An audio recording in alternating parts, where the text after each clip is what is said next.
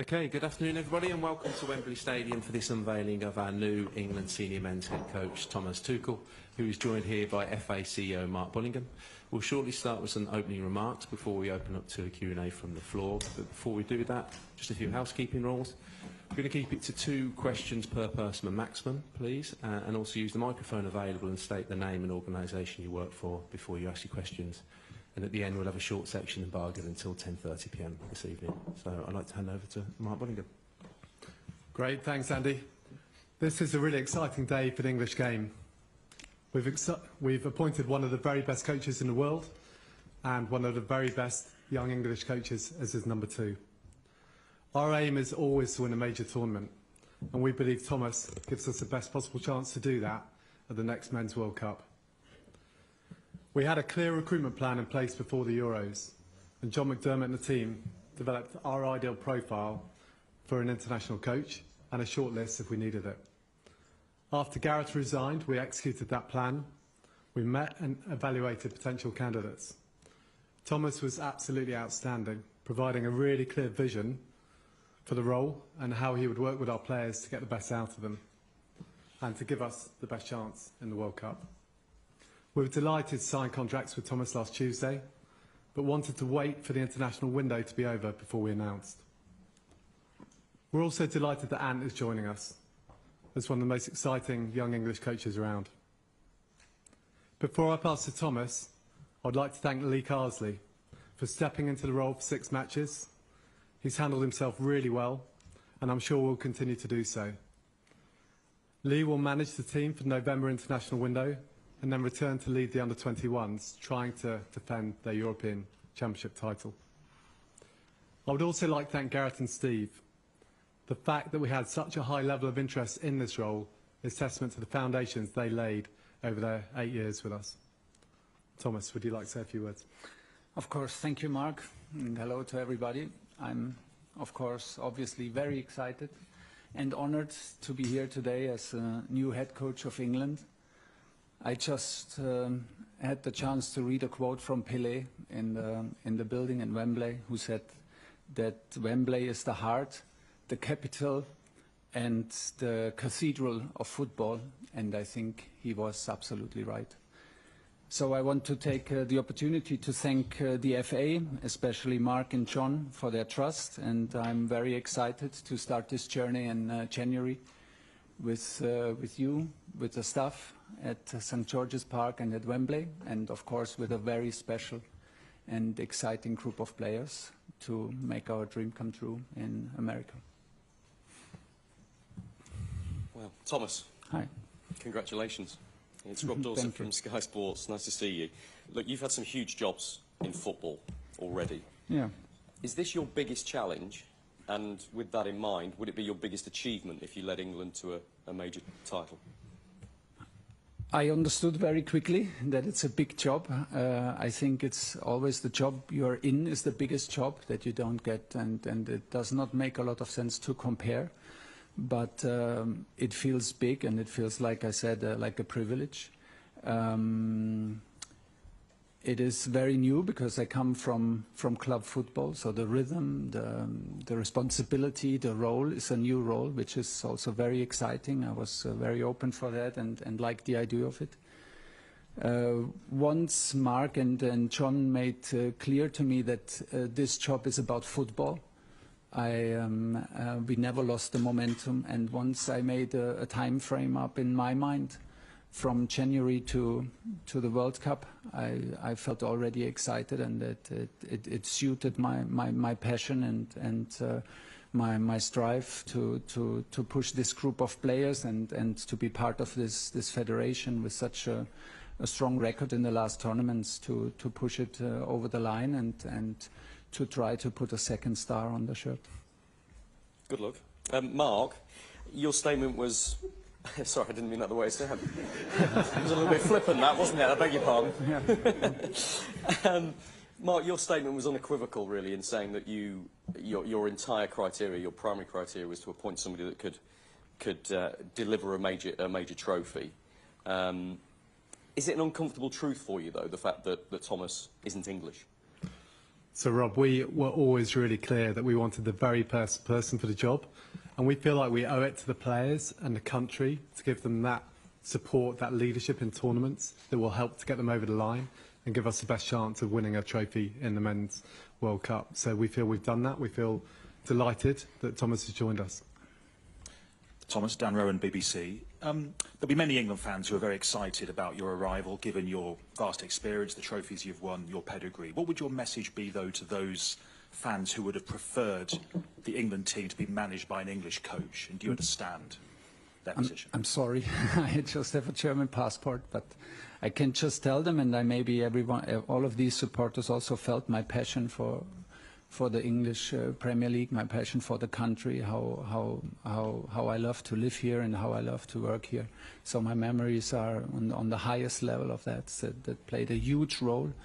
And hopefully I can convince them and show them and prove them that I'm proud to be the English manager.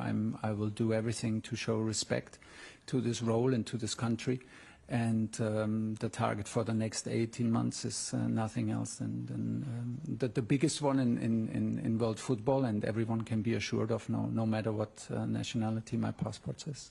And Mark, if I may ask, you say in your statement you interviewed several candidates. Can you shed any light, a bit more detail on that? For example, how many?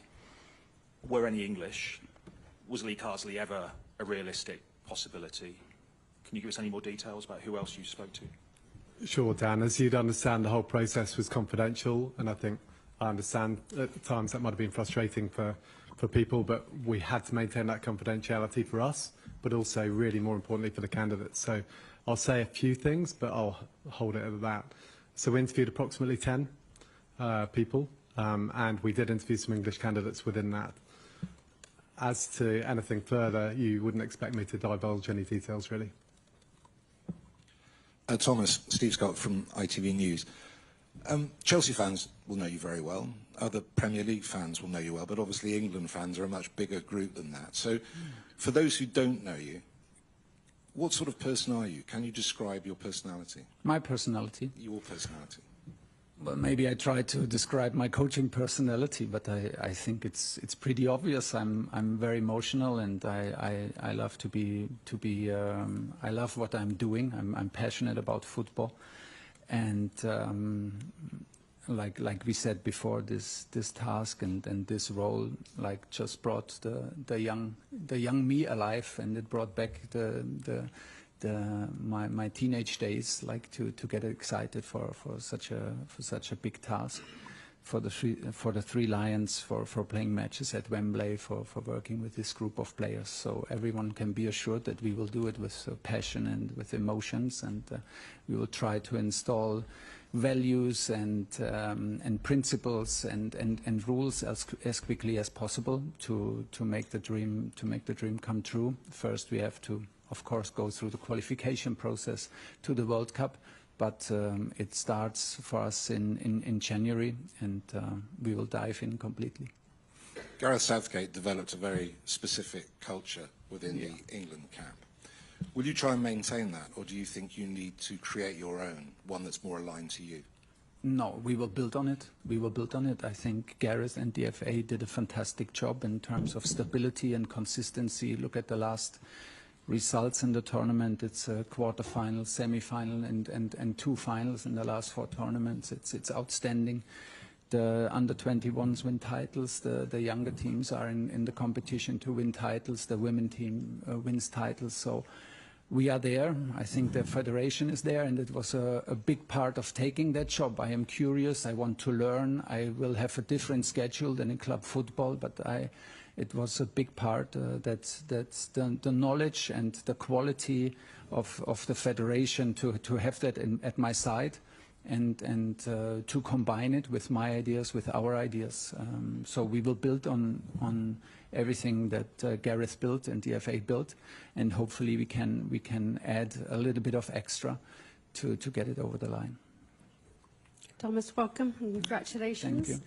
You took an English team, Chelsea, to a Champions League final against Manchester City, who were overwhelming favourites going into that, and won. What does the prospect of 58 years of hurt mean to you? And are you relishing putting a second star on an England shirt? Like I said, I got Mark and John made very clear that it's about football, and this excited me very quickly, because I was not sure before we had this first talk if this is a role for me like in international football, because the schedule is very different from club football. But then we found so many similarities and so many things that suited my approach and my hunger to achieve special things. I always wanted to come back to England. That was my big goal. I have the best memories of the country, of the league, and of the players. The attitude towards the game, the attitude from the supporters who that shapes the players, and the character of the players was one of a kind. And that's why the offer came in the absolutely right time. We kept the momentum in, and within weeks we found a vision to share, and a project and an adventure that I'm very happy to be a big part of. And now I have to live up to it, of course. And I know that there are some trophies missing in the federation, and of course I want to help to make it happen. You just said in a social media post, you said that you would like to put another star on our shirt. Yeah. You're already pledging your allegiance, as it were. A big question for Lee Castley had to answer. Will you sing the national anthem? Does an England manager need to? Yeah, I understood from Mark that it's a personal decision, first of all, if you sing it, and there were managers who sang it and others who didn't. I have not made my decision yet. I want to be very honest with you. Your anthem is very moving. The English anthem is very moving. I experienced it several times here at Wembley, and even out with the players in a FA Cup final. So it was very touching. No matter what decision I will take, we have a bit time until March. I will always show my respect to my new role, to the country, and of course to a very moving anthem. But as this is a new subject, I will take a little bit time for this decision. Just a reminder, state name and organisation. Rob Harris from Sky News. Welcome back. Congratulations. Thank you. Are you prepared for the pressure and intensity that the England job brings? And was that something that was on your mind in the past? Perhaps managers decided not to take this role because of the spotlight on their private life and things like that? This is always the last thing I think about, and because I'm up for the pressure on the sportive side. I'm up for the big challenge. I'm up for the task. I'm up for these 18 months to work with this group and be part of this amazing federation. So these are all the reasons to jump in. The pressure on the personal side, or the pressure that comes from media and that could arise if things don't go so well, is never part of the decision making, and I don't feel it so much. I feel it, of course, then in the process, but it's always it's always a privilege, and my love and my passion for the game is always much more than the downside of it. And from watching England at recent tournaments, how do you think you can make the difference and turn this team into trophy winners? I think, first of all, they are there. We are there. The players proved, the group of players proved that they are there. The consistency of quarterfinals, semi-finals, finals is impressive, and it shows that we have players who compete in the strongest league in the world, day in, day out. So we have the ingredients, and we fully trust that this is the moment to install, maybe also from club football, patterns, behaviors, principles that can maybe help to push the team over the line. We will need luck. We will need the momentum. We will need to be lucky to not have injuries and so on, and little decision within the games. That is a given. But we feel confident to add something from our experience in club football that can maybe help. But most important is to even if we speak out now very openly what the target is about the second star, we have to prove ourselves all the time. You're a national player every single day. I will be a national coach every single day, and not only when a camp is. So we have to live up to these standards, but I'm very confident that everybody is used to that. So this is what I demand from myself, and then we need to show it in qualification and build an atmosphere with the supporters and the country that extra special things can happen. Rob Brimby, ARD Television, German TV's London Bureau. Wow. Es gibt Leute, eine Frage auf Deutsch, wenn es möglich ist. Es gibt Leute, die sagen, dass der Nationaltrainer muss aus England kommen. Wie können sich solche Vorurteile überwinden? I think they have a point. Oh, you want to shall I translate? English. Shall I translate? Yeah. English questions from now on. But if you answer. Yeah. I think everyone has its opinion, and I can understand even an opinion when someone says, like, I would fancy an English coach more for the English team. I can understand it, but I think we deserve a fair chance. We deserve the credit for having a good record in the country, for never being shy of how much we love to live in the country and how much we enjoy to work with the players in Premier League. So maybe this counts a little bit for a British edge on my German passport, and so we will try to convince them by results and by the way we play. In English then, Gareth Southgate was described by many people as sympathetic, human and emotionally intelligent. How would you describe yourself? I think we're all human. I mean, we're all human, and this is a big part of the job. I think, like I said, I am impressed of the record that Gareth provided with this team, and I am very well aware of what he built together with Mark and John in the federation as a foundation. And now it's on us to leave our own marks, to leave our own footprints, and we will try to take the next step from there. Hi, Thomas. Congratulations. It's been widely reported that you've signed an 18-month contract. Is that true, firstly? And secondly, if so, how do you feel about potentially only having one shot at a tournament? Well, let's see. Let's see. It's 18 months, and then we agreed to sit together, and then we see. I mean, I have good experience with 18 months, personally. Unfortunately, also, sometimes. I'm working on my long-term game, but you never know. The point was, in this particular case, that it was important for me to have a frame around it, because it's a little bit a step into the unknown for me. I am used to work on a daily basis with the staff. I'm used to work with a daily basis on the team, to have the influence on 60, 80 people in a training camp on every single day, to be 3 days a week away in hotel rooms and prepare matches. And this will be very different. So, like the last piece of bit for me to understand that this is something that can really excite me to the fullest, and was the time frame of 18 months. To not also to demand from myself to not lose the focus for all of us. So I think it's a good time frame, because it will help us to focus.